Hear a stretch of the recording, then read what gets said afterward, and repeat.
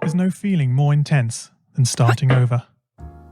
If you've broken your Scratch project moments after you've shared it, as I have, or you spent hours working on a project only to notice too late that one of your sprites has unexplainably gone missing. If you've made use of that difficult-to-name thing of thing block within the sensing category, amazingly useful but capable, due to a Scratch bug, of leaving you crying as it dumps all your scripts in one big unordered heap. If you've made real progress coding a game over the course of the week, only to come back the next day to discover you weren't even logged in, nothing has been saving. Starting over is harder than starting up. If you're not ready for that, like if you've already had a bad day at school, then what you're about to go through may be too much.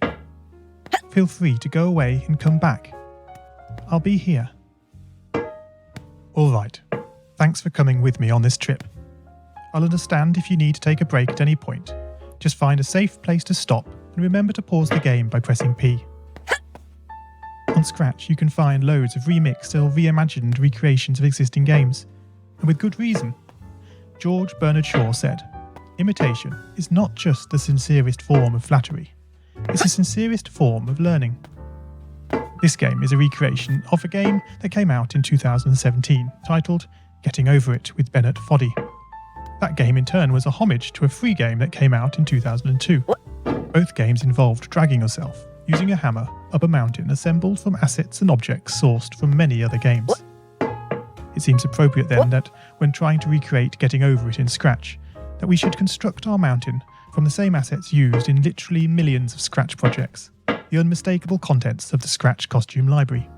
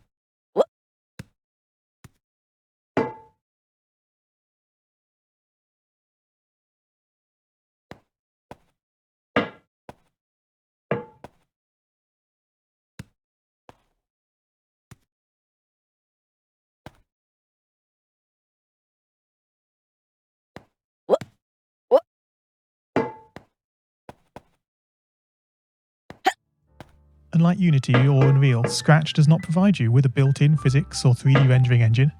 It has no state-of-the-art debugger, you can't even pause your scripts. We are forced to program old school. Our experience capped at 30 frames per second on a 480 by 360 pixel stage. But these very restrictions force us to experiment, to think out of the box, to grow as developers as we become masters of all things Scratch. And let's not forget, what we lack in technology, we make up for in community.